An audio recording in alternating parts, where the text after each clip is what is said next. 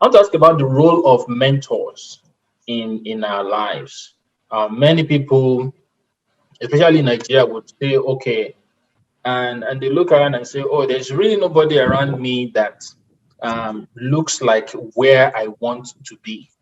There is nobody around me that is, has the stature or whatever of the place that I'm trying to get to. What do you say to such people? And what has been the role of mentors in your life? And how do we go about finding mentors in an environment like Nigeria? Okay, so I think that's an important question. Just like you don't go to the Olympic as an individual without Mm, having a training of a coach. No, no, no. Even the world champion. I mean, look at Anthony Joshua. You see, mm, as somebody who's coaching, he's a world champion, but he's need a coach. mm, So no matter how accomplished we are in life, we always need a guide. We always need somebody who is there to just give us that edge, just give us that information, just give us that life, just give us that leadership. So for me, I think that sometimes mentors can be sourced for virtually. You can't say like giving an excuse like, oh, nobody. No, have you? Google is your friend. Google is your friend. mm, What are you doing that you think people are not doing around the world? Type it to start looking for people who are working in the field you find yourself who have really done way better off, and then you want to work in the same path with them. Then find out what they're doing, find out the resources they're using, and try to start reading or studying what they do, and stay there and stay committed. By default, one day you will definitely find somebody you can meet in person who actually is doing the same thing you actually want to do, or who mm, is doing way better of years. mm, So it's not an excuse that, oh, well, I've not found anybody. The question, have you explored? Have you explored Google? Have you explored that medium, digital platform where you can be able to connect to people who have gone way ahead in the same path you want to walk? I mm. think they are enough. Yeah. So don't give an excuse and say, well, the reason why I am like this is because I never found any mentor. Have you searched for enough? So I think that's one of the things we need to look at. So for me, mentors have really played a critical role in my life in terms of even development of the art in medicine program. I realized that even in my journey when we started my organization, Tender Art Nigeria, there are some prominent Nigerian artists who really encouraged me, who supported me, who were there, who said, "I only we saw what you're doing. This is incredible. This is good." And they might not be able to provide the materials in the area of using art as a form of therapy for me, but their words of kindness, their support was actually very important in like actually helping me to push ahead and forge ahead in what I do. And in so doing today, many of them look at me and say, Kunle, we're very proud of you.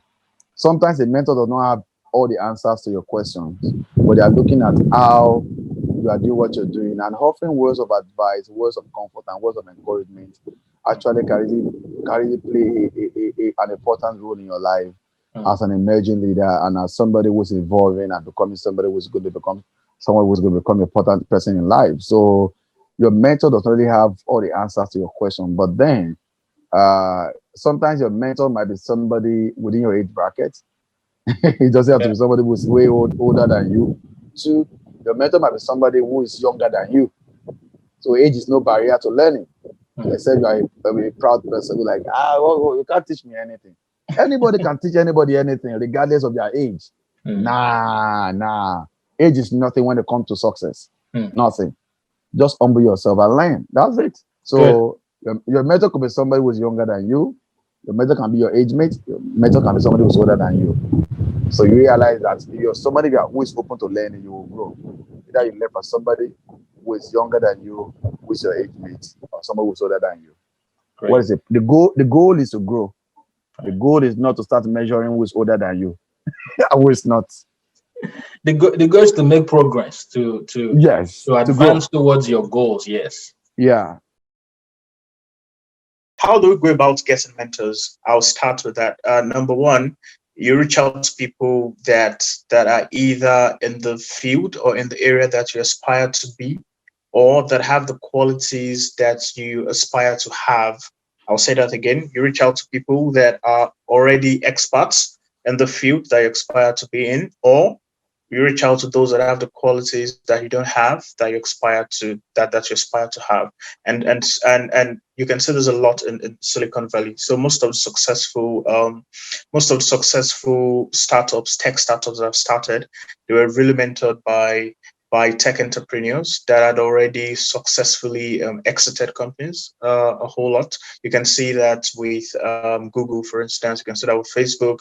You always had an angel investor, a venture capitalist that believed in them and gave them the required seed funding for them to put their idea into fruition. So what young people can do is you reach out to people. When I was leaving university, I was clueless. I didn't know what I wanted to do in my life. I had good grades, but I had no direction. But I just felt that there's someone that I know. His name is Daniel Mimolitimo. And I reached out to him and I said that this guy is doing well. He seems to have something that I would love to have. And I sent him a message that, can you please mentor me in this area? And it was driven by me. I had regular calls with him every month. And that really helped my life a whole lot. I also remembered when I was also in the UK, I did the same thing. Even my decision to go to business school was born out of mentorship. So my mentor is a senior colleague at work. He is a finance professional, worked with the World Bank for several years. And I looked at him and I said, I want to understand this finance concept that you speak of. And I said, well, you need to go to business school. And I took that up, and that has changed my life a whole lot. So I think that what young people can do, you reach out to people that you believe can help or support you, and then you drive the process. You drive the process. You tell them what you want, and that's it. That's it. That's it. Yeah. So some people would look in their immediate vicinity and say, well, I don't have access to a finance professional. I live in Ile-Ife, Nigeria. I don't have access to someone who works in the C-suite of a company, or I don't see anyone in my immediate vicinity that looks like what I want to be in the next 5-10 years. What do you say to such people? Very simple. Use LinkedIn. Use LinkedIn. So I currently have 3 mentees that I've been mentoring for the past 7 years, and I have never met them before. Never. They reached out to me on LinkedIn, and then they were just leaving university. They said, "Oh, you seem to have what you would like to have. I want to apply to graduate school," and I obliged. I said, "Yes, send me a CV. We can talk about it." And I had regular calls with them. They checked up on me, and now one of them is doing his PhD. He got a scholarship to South Africa. He got a scholarship for his PhD in the United States. He's in Canada now. He's doing well. There was another one that reached out to me. I went to University of Lagos. Has been applying for. It was at that stage. He was applying for a lot of scholarships. He just searched for me on LinkedIn, and I obliged him, and he has been my mentee since then. So I think use LinkedIn. Now, a caveat will be the fact that you can reach out to 10 people, and maybe none of them will reply.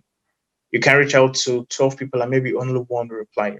And that's very important. So don't get discouraged. I think use LinkedIn, try to research, send an email, and you'll be amazed how much people are willing to help. Really.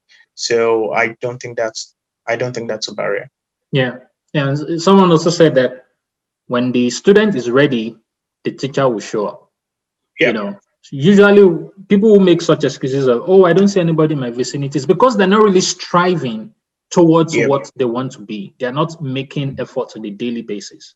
Sending 10 LinkedIn messages or 20 LinkedIn messages, that's work. You put in the work, because you Yeah. can't just send generic messages. If you send copy and paste messages too, that would that would not get as much response as you might want. You have to really, know who you're trying to communicate with, what you're trying to connect with them. And usually also something you can, deliver is not always ask. So you have to contextualize those messages, and in the Yeah. context for each message will be different, and that's work. And so the willingness to put in the work, the willingness to really do the day-to-day grind is what I think is missing when people make those excuses of, I don't see anybody in my vicinity that looks like what I want to be.